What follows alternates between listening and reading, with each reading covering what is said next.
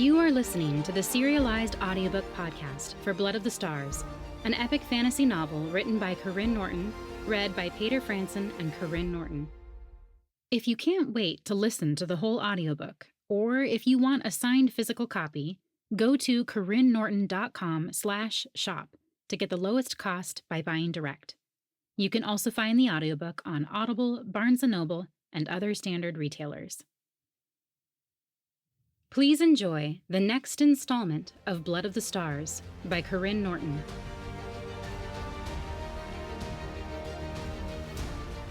Chapter 76.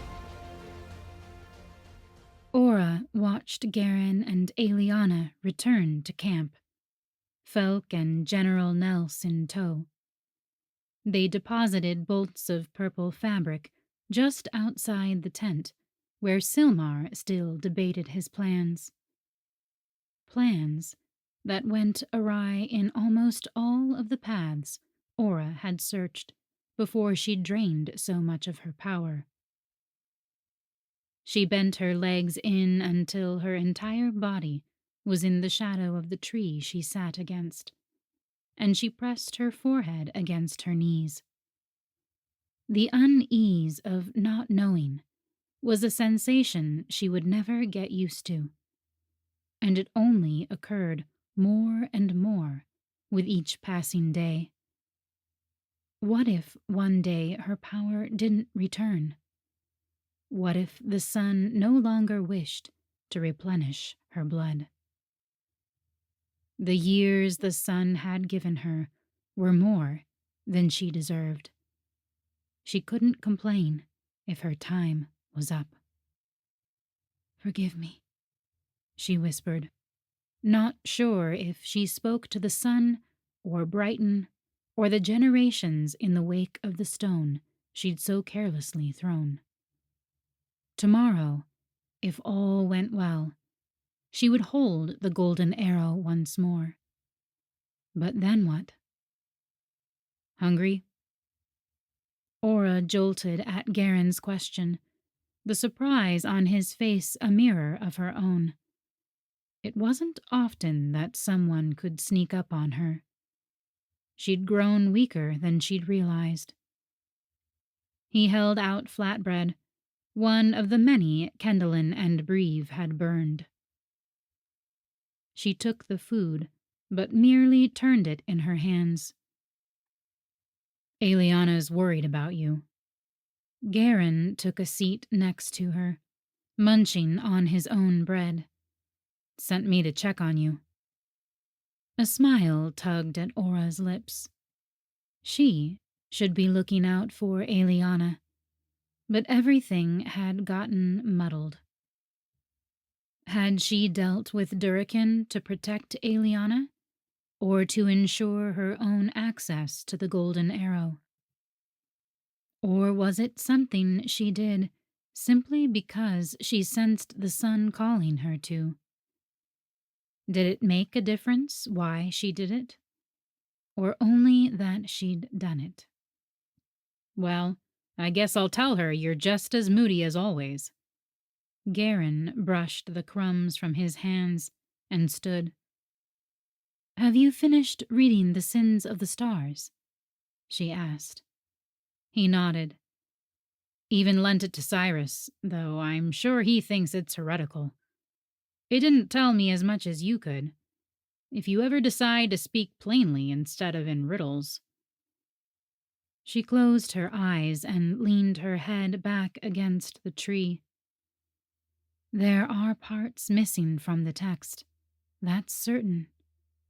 But there are parts you missed because you only look for what you want to see."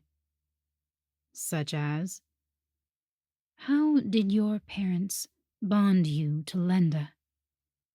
She peeked between her lashes to catch him studying his hand. "By joining our blood and fusing it on our skin." He said the words slowly, like he was hearing them for the first time. "Is that not a form of blood magic?" "It's different. He trailed off. She opened her eyes fully and smiled up at him. What about Lover's Falls? You tuned in to Eliana's blood to find her. His mouth hung open.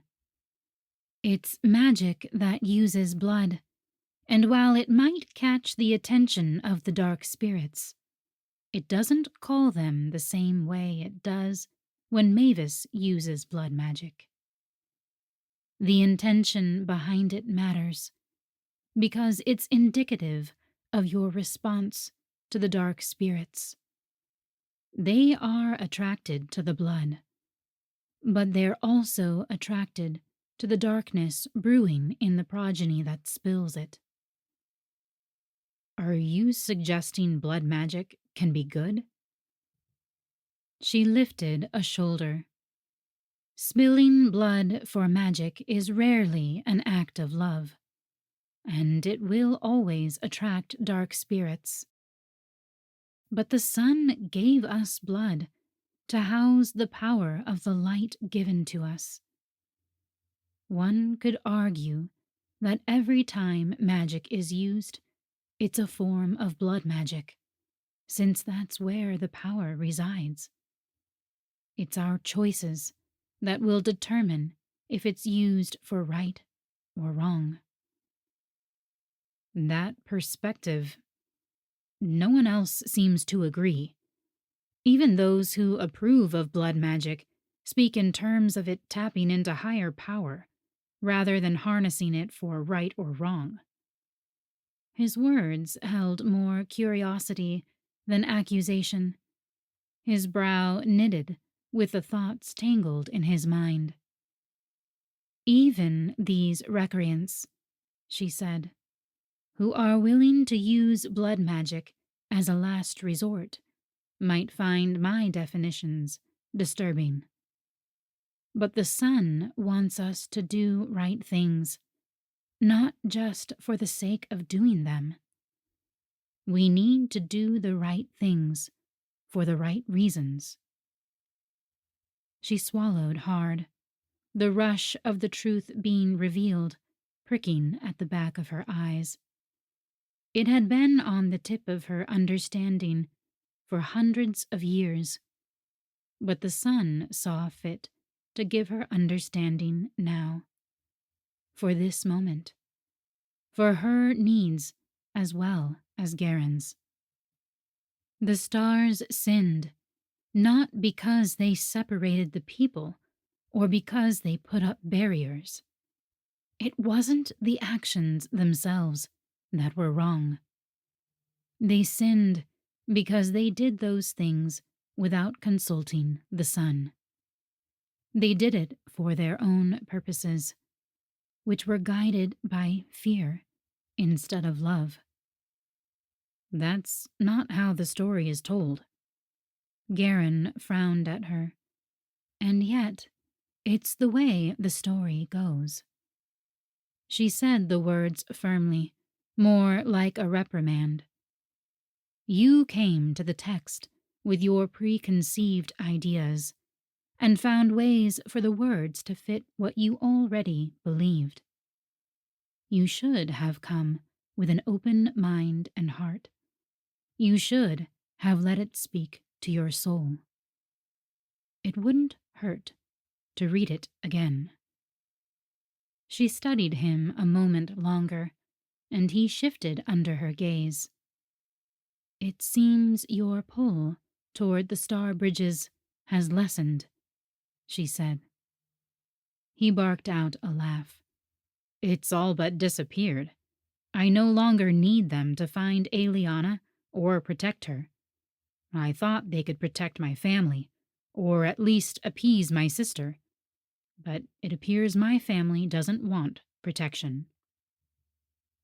If you didn't have people to protect, or wars to be fought, would you want them? He hesitated. Maybe to see lands and people beyond this one. But somehow I suspect your reason for wanting them is far more noble than mine. She smiled. even though his words weren't accurate. Her reason was likely the most selfish of all. And yet, our two goals aren't mutually exclusive. She glanced over his shoulder to the camp beyond, where Silmar exited his tent and glared at everyone within view before stomping over to Eliana. After exchanging a few words, Eliana pointed toward Ora and Garen, and Silmar squinted in their direction. You should help Eliana with the uniforms Felk just delivered, Ora suggested, as Silmar made his way toward their tree. Maybe show the others Felk can be trusted. Silmar's about to send you away anyway. Garen stood and turned, starting at Silmar standing less than a foot away. Go on, The older man said. I need to have a word with Ora. Garen gave her a questioning glance. I'll be fine, she said, finally munching on the flatbread he'd given her. Silmar snorted, then sat beside her, groaning as his stiff joints made it more of a fall than anything else. Garen took off, and Ora watched as he sat beside Eliana, far closer than he needed to. She swallowed the burned bits of bread and tore off another piece, popping it into her mouth. I told you to leave Eliana out of your mischief, Silmar said. Ora turned to face him as she chewed, studying the scars lining his face. The memories leaking off them spoke of sacrifice and honor, but she knew better than to bring up his past. He wore the scars as a mask for his soft side, letting only the harshness shine through. Eliana is central to everything, she said. I can't leave her out of my plans any more than you can. He let out a huff. And what are your plans? She ripped apart the bread, even though her appetite was gone. To find the star bridges. What does that have to do with Eliana? Ora smiled. Maybe nothing. She took a bite of the bread without tasting it. Maybe nothing, or maybe everything. Eliana and Garen had already thrown stones and caused ripples, but they still had more to throw, more waves to cause. Ora was content to watch their ripples expand and move things in place to ensure maximum impact. That was the part she had to play. I know you're after the star bridges, Silmar said. It was all over Garen's memories when Kendallin sifted his past. I didn't trust you when you showed up, not when I knew what you'd done. But I kept you close, waiting for you to show your true motives. Only, you saved Eliana. Ora returned his stare, not even blinking. What will you do if you get them tomorrow? He asked. Why do you even want them? There were several answers she could give, but none she was willing to say. You talk about how much motive matters, but say little of your own motives. Why are you so determined to remove Mavis from power? Silmar went still. She knew how he'd gotten his scars, and not just the ones dotting his skin. The more he dug for her secrets, the more she could expose his own.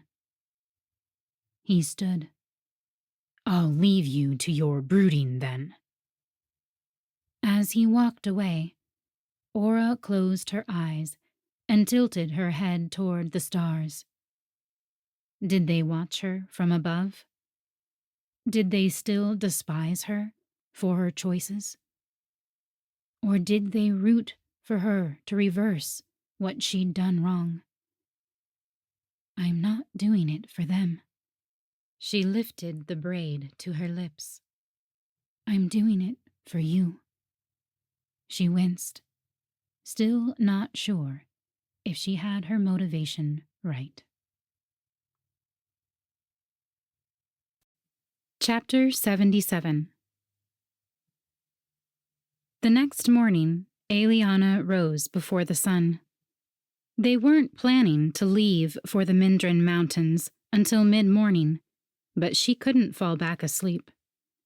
She sat at the edge of their camp as dawn approached, her gaze traveling over the hundreds of people she could see, with thousands more stretching beyond them in the woods, all resting for maybe their last time in this world. She tried to remind herself that they'd planned to move forward with this attack long before she'd arrived. They pushed on out of loyalty to her mother and their country, not any loyalty to her. But that didn't lessen the weight on her chest. If anything, the thought of her mother made the burden heavier. She hadn't let herself think much about what success might mean, but now she let the hope of her family flood in and warm her from head to toe. The few glimpses she had from her childhood seemed almost brighter than when she'd first dredged them up for Velden. The faces clearer. But it was probably her imagination filling in the gaps, her hopes for the memories to solidify and become available in the present. She patted her shirt pocket, making sure the vial of Durakin's blood was still there, ready to soak in as much warmth and rays of the sun's light as possible. Others around camp began stirring, forcing Aeliana out of her thoughts. She made her way to the war tent, and, without ceremony, she cut her palm and gave Silmar a vial of blood. He tried apologizing, but she refused to hear it. She told herself it didn't matter, that Jasperus wouldn't need to use her blood because she had her own backup plan to brand Durakin. But that still didn't sit well with her either. Karyne stood at his bedroll 2 fires away, his eyes seeking out hers. He grinned and ran a hand through his disheveled hair, making it stick up more. She supposed she ought to get this one last task out of the way. She picked up 2 purple strips of cloth and headed toward Karyne. Several people greeted her, the awe she'd grown accustomed to in their eyes now clouded with the sober truth of what they planned to do in mere hours. By the time she reached Karyne, he was fastening the buttons of his new shirt, one of the uniforms Felk had given them. Her gaze dropped to the skin and hair of his chest, then to the fabric in her hands as her cheeks burned. "Do you have a moment?" "Of course." She led him through the maze of bedrolls to the edge of camp, where they found a decent enough log. As soon as they sat, she tied one of the purple strips around his arm. It was one of the widest she could find, so it would hopefully be the most visible.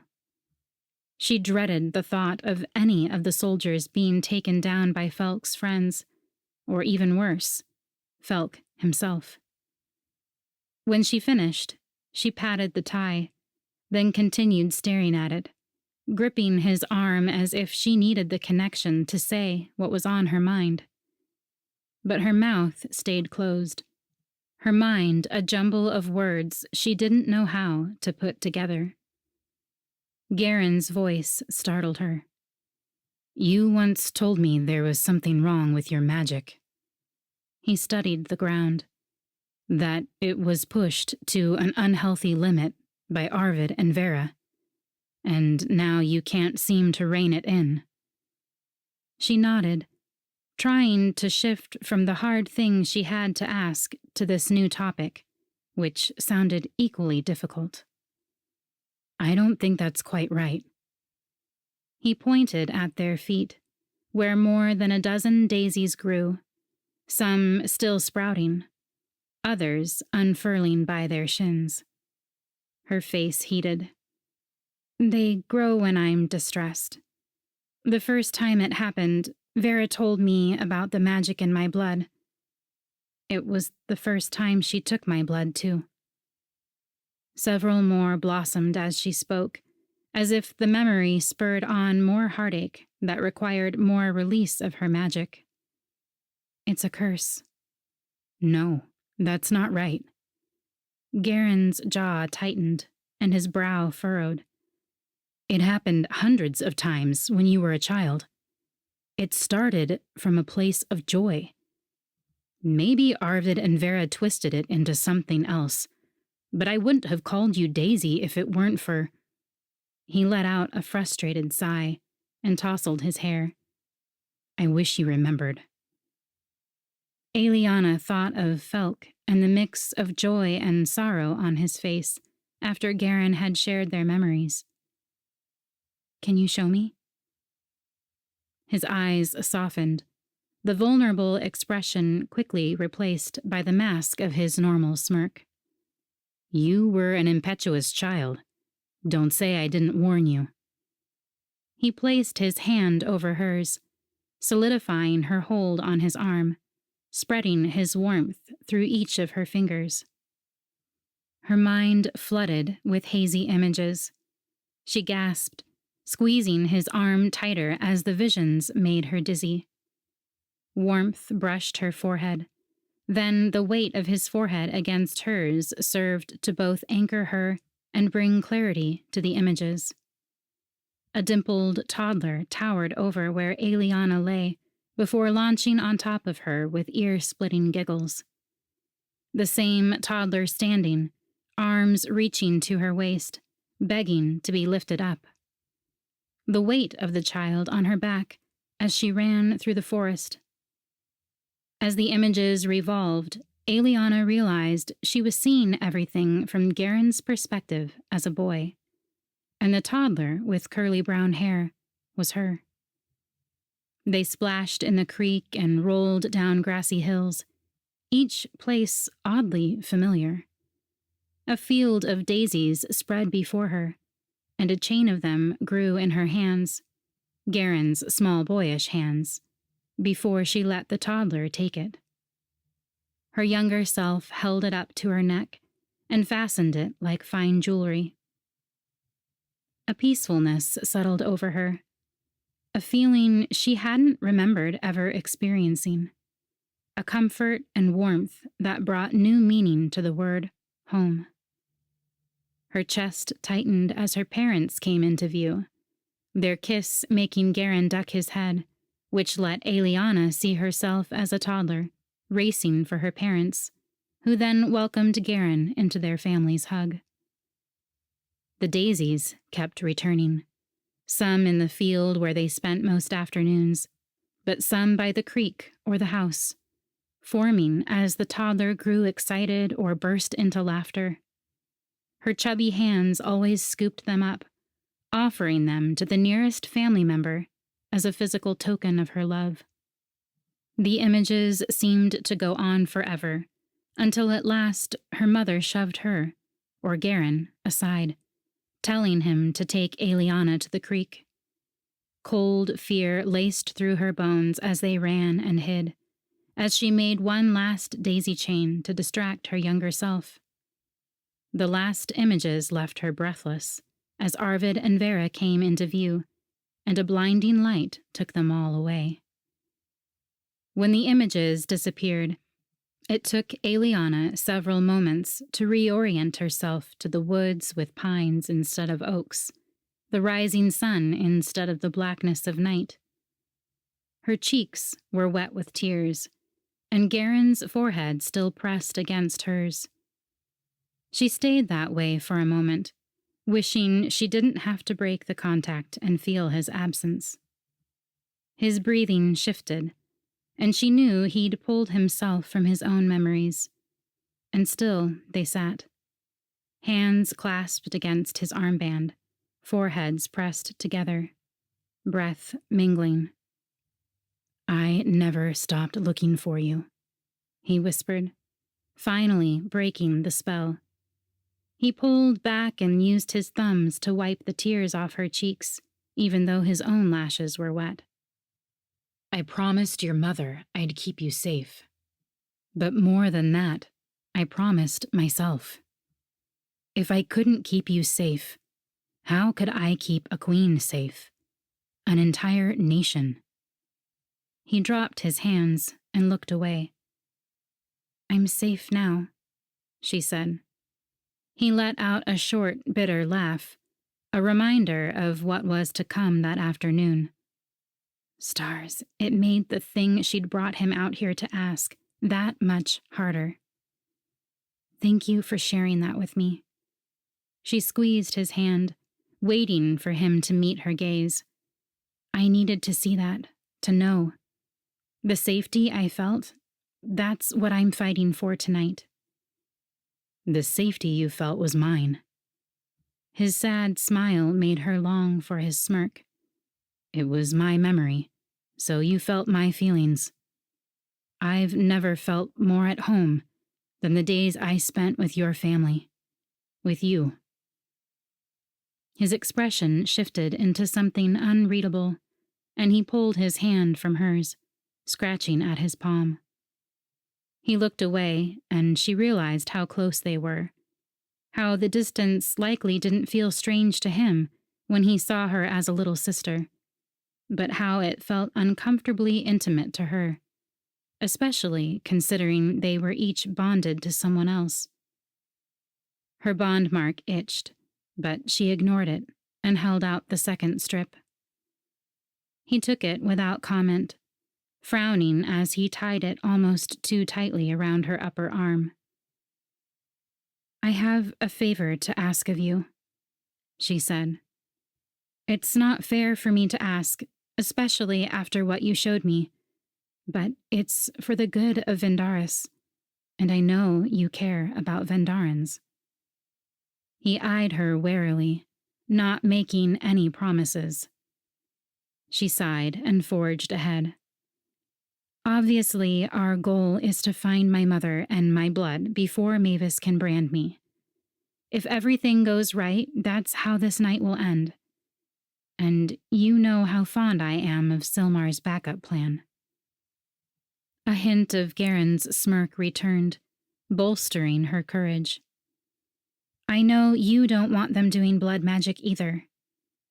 The weight of the vial in her pocket suddenly tripled with her guilt. Hopefully, she wouldn't have to use it. But if she did, Garen might never forgive her. "So if things don't go as planned, I think you should keep Jasperus from branding me."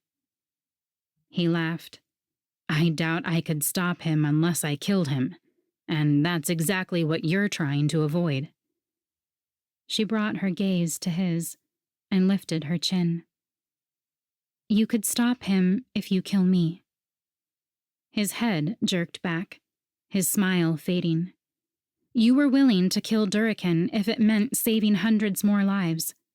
He shook his head and held up his hands, but she grabbed his hands and spoke over his arguments. "If Mavis brands me, she won't hesitate to use me to kill all the rest of you." She blinked away the tears threatening to spill. "I can't live with that. You would be saving me. You would be protecting me from a future I can't live with." He winced, and she knew she'd found the right way to make him understand. "This is the best way you can protect me." You can protect me from myself." He turned away, placing his elbows on his knees and scrubbing his palms over his face. "It shouldn't come to it," she said, scooting closer and placing a hand on his back. "But if it does, you're the only one I trust to follow through. It has a higher chance of success than Silmar's backup plan anyway." Every muscle in her body tensed until he turned to face her, his grave face suddenly years older. "How can you expect me to make a promise like that?" he asked. She bit her lip. "I don't expect you to, but I hope you will." He closed his eyes. Eliana studied the log they sat on, tracing the curve of the knot between them. "Can you at least promise," she asked, "that if it looks like there's no other way, that if she's going to use me to kill the others, that you'll seriously consider it?" He let out a long breath and opened his eyes. "If it's the only way for me to stop Mavis from using you to kill." He shook his head, as if he couldn't believe what he was saying. "Then I will kill you first." She slumped over with her relief. "Thank you," she whispered.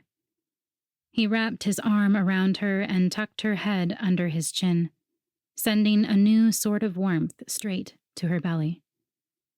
"Don't expect me to say you're welcome." Karyne could hardly look at her the rest of the morning. Silmar gave some sort of rousing speech that Eliana barely heard, then had her step on a stump next to him and raise a fist in solidarity. The crowd of men and women cheered, but instead of feeling bolstered, she felt sick, wondering how many would return that night.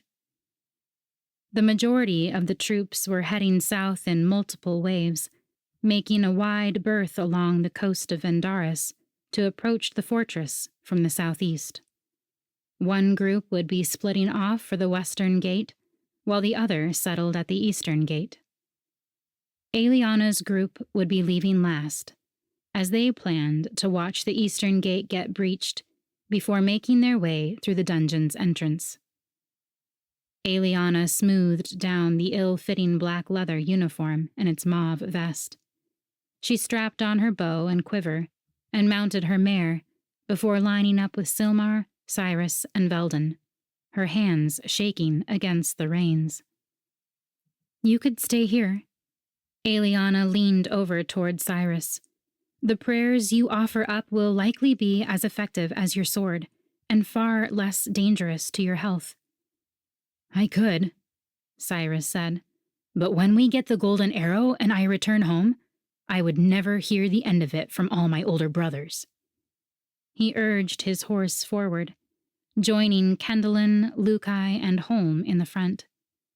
He should be safe enough with 3 experienced fighters, 2 of whom were progenies. Eliana almost convinced herself it was true, but then she remembered Gams on the floor of the Stargazer, her body writhing in pain. "If you convince everyone you care about to stay back," Silmar said, "none of them will be there to help you." "And none of them will be there to get hurt by me." Eliana's mare pranced uneasily, likely sensing Eliana's nerves. Veldin sent a squirt of water in her direction. "Most of us have been risking our lives for far less noble causes since before you were born." Marnock, Jasperus, Iris, and Aura rode past. Aura still looking too sickly to come along, but, like Cyrus, she refused to be left behind. Seeing them all in the uniforms of Mavis's soldiers was like having strangers in camp. The red on black held a foreboding quality that left her on edge. She focused on the purple armbands, counting them all off. She watched as Karyne said farewell to his men, charging Larkos and Riverin to look after the young sailors, while Karyne came to protect, or kill, her. Every man and woman prepared to march bore a purple armband. After delivering uniforms the night before, Felk and his clan had left to spread the word among the clans they'd joined, promising to meet Eliana just outside Mavis's gates. Now she nervously wished they'd agreed to travel the rest of the way together. Karyne was the last of their dozen to mount up, and he took the final spot next to Eliana. The beauty of the surrounding land belied the darkness Mavis's fortress held. With summer fully underway, the rolling fields of grass and warm babbling brooks hinted at a tranquility none of the travelers could tap into. It only took a couple of hours to reach the coastline, where Veldin lifted his nose to the salty scent. As the sun reached its zenith, Eliana's group left their horses behind and trekked another quarter-mile, following the coast to the forest dividing the fortress from the sea. From this point, they could see the sheer black rock wall of the Mindrin Mountains stretching to the sky, but the pines blocked their view of the nearby fortress walls. Any closer, and Mavis would realize she was under attack, if she wasn't already anticipating it. Mavis had her blood. She knew they were coming for it. Did it really matter if they were a day early? They came across 2 sentries, who were easily dispatched by Kendallen's arrows. Then they eventually left the shore to settle in a copse of trees. Waves lapped in the distance behind them, but the small valley at the base of the Mindrin Mountains stretched out 500 feet before them. Murmurs of distant shouts and laughter carried on the wind. From Eliana's vantage point, she mostly saw rock, where the fortress blended in with the mountain's side. She shifted to the left and crouched until she could see more through the gap of foliage. Her jaw dropped as she took in Mavis's fortress. The fierce black structure's height seemed to defy gravity. Even though she knew it was carved into the mountain's wall, there had to be at least 15 levels spanning the base to the highest tower, and that was just what she could see above the outer walls. Beyond the walls, a roiling sea of armed men camped at the fortress's base. Their weapons remained sheathed, and drinks flowed freely, their summer solstice celebration already well underway a day early. If that many were housed outside the gates, how many more were inside them? Guards posted at the edge of their camp scanned the woods, and she froze as the one nearest turned her way. "Relax, Eliana," Lukai whispered. His breath tickled her ear. "They can't see us from here. The forest is too dense." Her anger flared at his nearness and confidence, as if he hadn't betrayed her to Silmar. The sensation battled with her bondmark, which insisted he was safety, that she wanted him close. It didn't even matter that he was right. On top of the forest being thick, at least 100 feet of fields separated them from the guards. They were safe for now. Eliana backed up, and her stomach gave a lurch when she saw her own dagger pulled out, her knuckles white where she clutched its grip. She didn't even remember pulling it from her boot. Karyne eyed her from across the others, his eyebrows raised as he took in her dagger. She could practically hear him asking if she was willing to use it, which made her think of the only time she had, when it had sunk into the chest of a Winix. She scowled as she replaced the dagger. Karyne squeezed between Kendallen and Holm until he stood near Eliana. "No sign of Felky?" he asked, his teasing tone putting her more on edge than at ease. "Don't let his clan hear you call him that," she said. Karyne snorted. "He called you Mama. He dug his own grave. Eliana shivered, the jest hitting too close to home. He'll come. His mate is in there. Well, if he doesn't come soon enough, Silmar said, we stick with our original plan. The pirates fall back in the center line while we sneak through from the west. We use the dungeon entrance with or without the Winnicks. What if Felk was lying? Kendallin asked, probably voicing everyone's concerns. If he doesn't show up, isn't it likely to be a trick? You sifted his soul, Silmar said. Of all people, you should know best that his loyalty to Eliana is greater than any new loyalty to his clan. 11 pairs of eyes turned Eliana's way. She swallowed hard, not sure if she should defend Felk or let Silmar's words be enough. Kendallin scowled and resumed watching the fortress's base, turning her back on Eliana. As time passed, Silmar's agitation grew. Finally, shouts met Eliana's ears as the news of an attack rolled through the soldiers like a wave. Veldon's eyes closed, his hand grasping General Nels's handkerchief. The general was supposed to be near the western gates.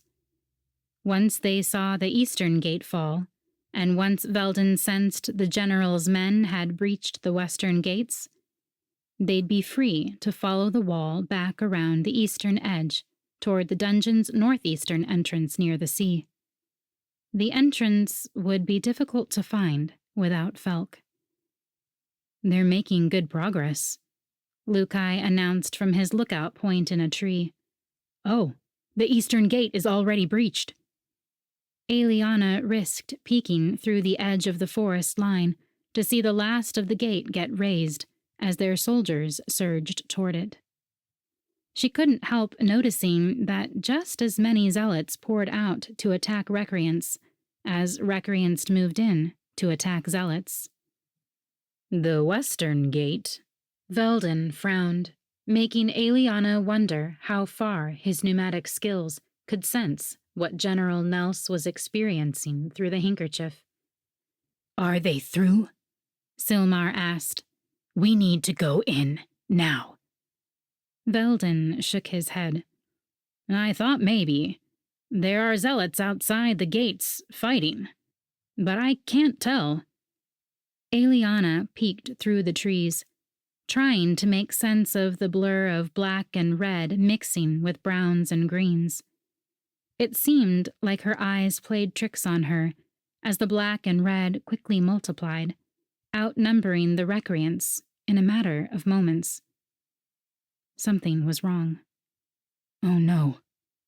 Veldon's eyes opened wide, his panic confirming her fears. The western gate wasn't breached. It was opened by the zealots. They had a counterattack ready. They're sweeping their slaughter toward the east, right at us.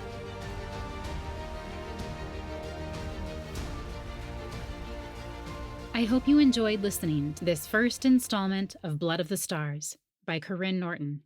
To get reminders for new episodes and to stay up to date with my books, be sure to sign up for my newsletter at KarynNorton.com. You'll also get the prequel short story to Blood of the Stars in ebook and audio for free.